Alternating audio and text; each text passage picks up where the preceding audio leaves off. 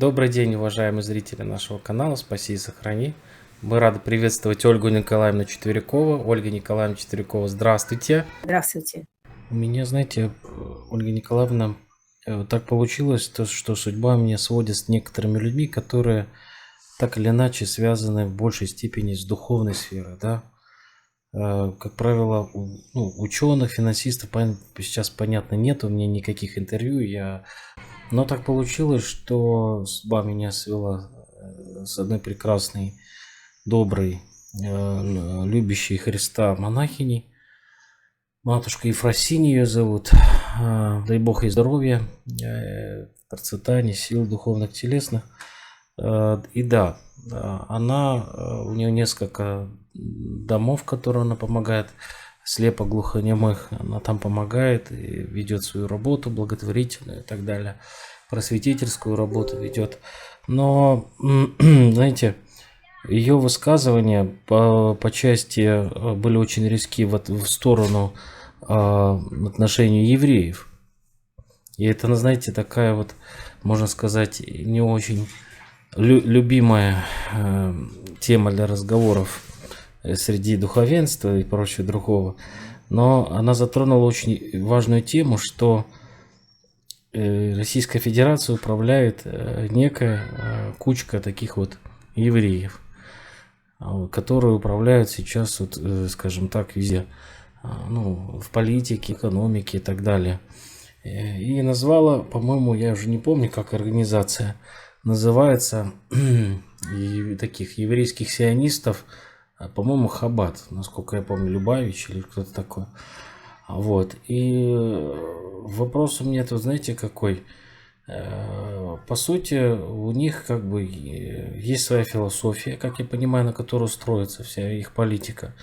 Не только философия, но и концепция, что православные есть гои. Вот, то есть, это в их концепции устраивается, а гои это, понятно, низшая каста для всех слов, да, и что славян надо истребить, в прямом смысле этого слова. И здесь напрашивается логический вопрос. Все-таки, может быть, это запланирована специальная операция по уничтожению славянского гена, вот, потому что это идет еще и не только в России, но и в Украине, напомню, там есть и части славянских земель других каких-нибудь, да, что истребляется славянский ген или славянская раса, там, да, там. Я уж не говорю про некоторые европейские страны, что уже невозможно даже увидеть, что ту же Англию говорят, что это уже не Англия, а какой-то мусульманский проект. И в том числе Новая Хазария. Новая Хазария – это освобождение славянских земель для их, так сказать, освоения этих территорий. И для создания того общего конгломерата своего еврейских поселений и прочих, и воссоединение с Новым Иерусалимом, создание третьего храма Соломона, и там, по их мнению, должен прийти Машиах. Вот как вы считаете, вот такая вот концепция имеет под собой какую-то почву? Ну, такая концепция, конечно, да, существует и тоже есть. Вы знаете, когда-то я читала курс, который называется «Три проекта глобального управления». Это католический проект, оккультный проект и сионистский проект. Вот. И показалось, что фактически сейчас находимся в то времени, когда все они сливаются, да, вот в одной точке.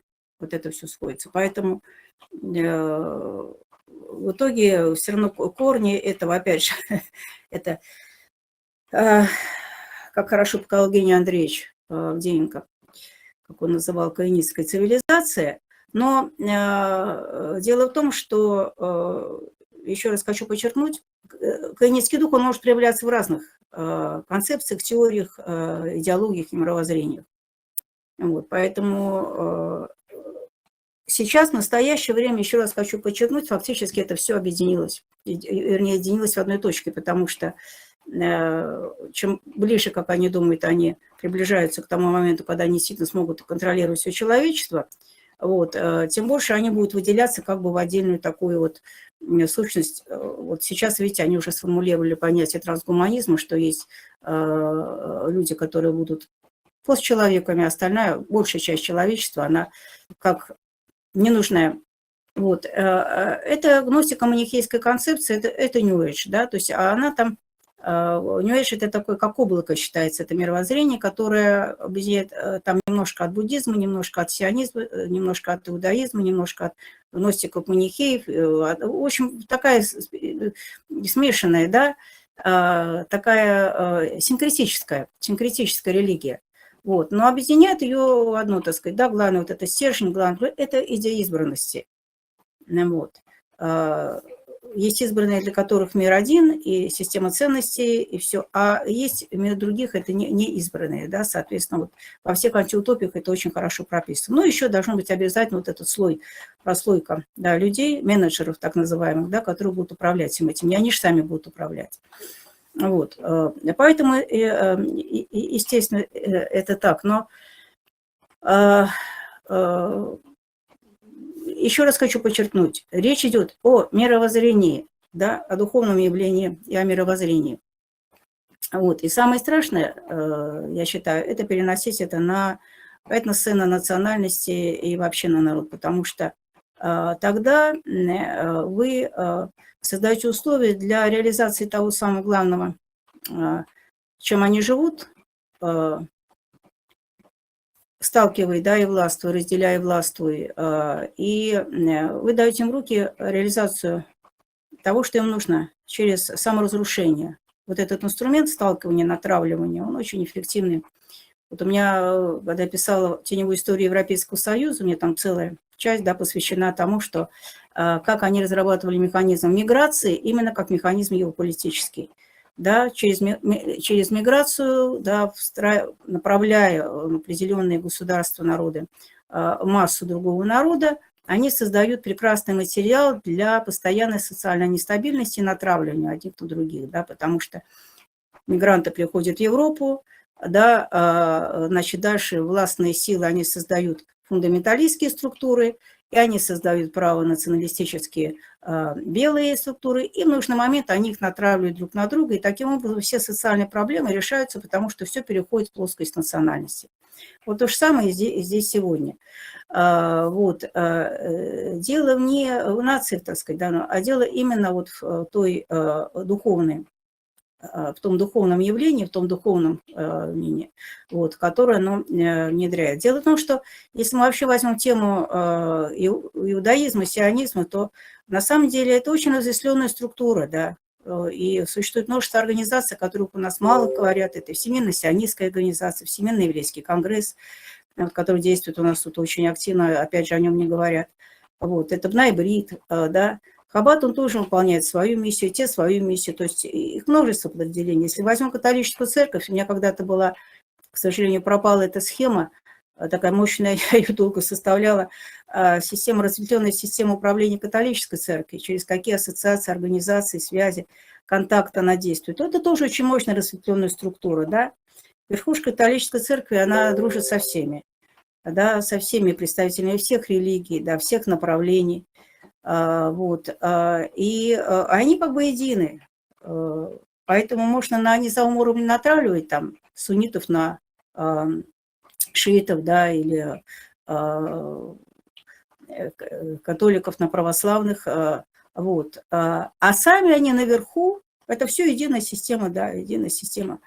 Вот. Они все связаны, они все идут в одном направлении, они себя чувствуют избранными, и все хотят попасть в это общество избранных. Вот. И они живут своими интересами и целями, и, естественно, никогда никого туда не пустят, если очень только хорошо, да, человек не прошел соответствующие формы посвящения, соответствующее испытание, когда действительно он настолько уже встроен в эту систему, что он из нее никогда не выйдет и будет ей служить вечно, потому что иначе он потеряет все. Вот, и жизнь, и власть, и все остальное. Вот. А самое главное, понимать, вот почему их трудно исследовать, я всегда говорю, потому что их связывает система отношений. Они никогда формально ничего не будут предъявлять, да, они не связаны неформально. Да, вот как на остров Штейн, ну, вот, с чем они были связаны, где какие документы, как это все исследовать, только из высказываний. Вот. И также во многих других сферах они вот на уровне этих отношений связаны. Вот. И действуют они очень хитро, потому что я всегда говорю, что вот я называю наше время, вот именно наше время, вот это вот последний период, время оборотней. Потому что никогда не было еще так, чтобы вот все действительно извращалось. Вот берется что-то, да, и абсолютно уничтожается, а берется его оболочка. И вот эта оболочка, так сказать, выдается вот за это, да. Как, например, вот социализм, вот сейчас вот много всего действует, там иногда даже вот некоторые хотят там советскую власть возвратить. Оно это же, простите, оболочка, а внутри-то как это вот все остается как прежде, да, тут-то. Вот. Также Папа Римский, вот у меня случайно книга «Названа оборотни» или «Кто стоит за Ватиканом», потому что это тоже оборотническая религия, да. И иезуит Франциск, там он не только экуменист, так сказать, да, он это вообще апостасия, там, да, он вообще сатанист, он сравнил Христа, прости Господи, с вот этой вот низменной сущностью и многие другие вещи, я там все это описала. И вот сейчас это время вот этих вот оборотней. И действуют они самыми, так сказать, с помощью самых низменных медностей. Вот, кстати, в иудаизме сегодня одно из важнейших направлений, это, кстати, тоже от Хаббат пошло, это от Шнейрсона еще, вот, это наахизм, да, в соответствии с которым спасутся, как бы, то есть не спасутся, а иудеи – это передовой отряд, который показывает всем остальным человечеству новый истинный путь, и все вот остальные идут за ним. Вот. Так что последнее направление в наахизм – это, значит, все остальные, кроме иудеев, это те, кто являются последователями нового, живет по 7 заповедям Ной, которые тоже придуманы раввинами, вот, и они должны их соблюдать. Так что мир, дружба, так сказать, только вот ваш уровень, это вот это, да. Очень широко сейчас распространено среди определенных иудейских систем, тоже это я писала. Они рассматривают Христа, так сказать, тоже как вот фарисея, миссия которого была привлечь к иудаизму, к учению фарисеев, тогда еще не было иудаизма, да, он после вознесения Христа уже появился, как можно больше массу людей, да. Вот. То, что, кстати, сегодня Папа Римский сделал, потому что он считает, иудеи – это передовой отряд, да, это наши старшие братья, вот, а христиане – это младшие братья. И вот иудеи вот в этой концепции, они считают, что Христос сделал нужное дело, да, он привел вот воев к правильному пути, вот, и они идут. И поэтому, вот, понимаете, самые такие изощренные, да, формы, самые изощренные формы для того, чтобы привлечь, управлять и держать под контролем. И опять же, понимаете, если человек верующий, если он живет по заповедям Христа, он все это видит, он все это понимает и осознает. Потому что у нас не случайно, это же не пустые слова, святые отцы говорили, главное различать духов от кого, от Бога или от сатаны. Это вот главная задача христианина – различать, да, еще раз, быть рассудителем, различать на духовном уровне. Если ты не будешь рассуждать, то ум твой будет спать, и не будет разума. Тебе дан этот инструмент, но если ты его усыпляешь, если ты его не используешь, происходит атрофия. Значит, нужно человеку дан такой мощный инструмент – мозг. Вот. И вот это духовное начало. Поэтому если человек будет думать, рассуждать, осознавать, то он все это будет видеть. Да? А нас все время, понимаете, опускает вот на определенный, на какой-то низкий уровень, вот этот низкий уровень познания, да, изучения. Вот. Надо немножко выше подсознаться и посмотреть сверху, что это и как. И тогда будет все понятно, и тогда мы не будем поддаваться. Вот. А так, конечно, слышишь такие теории, концепции, тут же, так сказать, поддаешься чувствам, эмоций, и вперед тебя можно использовать, да, сказать, в определенных целях тем людям, которым нужно для того, чтобы, не дай бог, не произошло осознание, каким образом функционирует их власть, да, каким образом они сохраняют свою этой власти. Так что, наверное, вот так. Я еще считаю, что, понимаете, если бы действительно у нас люди изучали историю религиозных учений, религия, вообще вот это все изначально, то, конечно, они бы имели вот эти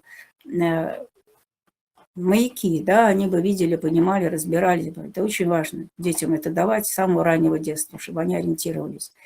Естественно, в меру их восприятия, в соответствии с их возрастными способностями возрастными, Вот. Но потихоньку это давай откладывать, чтобы не формировался вот этот стержень, очень сильный такой духовный стержень. В взрослом возрасте это намного сложнее, но это тоже, это никогда не поздно делать. Это тоже нужно, конечно, в детстве лучше, но сейчас. И вот еще раз говорю, что если вот в период такого массового потреблянского застоя, которым были там 2000-е годы, да, это было крайне сложно сделать, потому что люди, понимаете, получили то, что до чего дорвались, да, вот до этой материальной сытой жизни, то сейчас все, сейчас это уходит, и еще раз, человек начинает погружаться вот в себя, осмысливать и думать.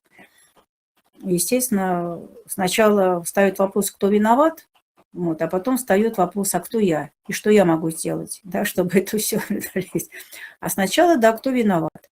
Вот, и если сильный мир из всего вот этот момент словит, да, когда человек задает, кто виноват, то вот они ему подсовывают всегда, да, те фигурки, да, или те сущности, которые виноваты, и направляют его опять туда вот, в разрушительное русло, вместо того, чтобы он работал над собой и над этим возвышаясь, как раз и менял нашу реальность в созидательном русле.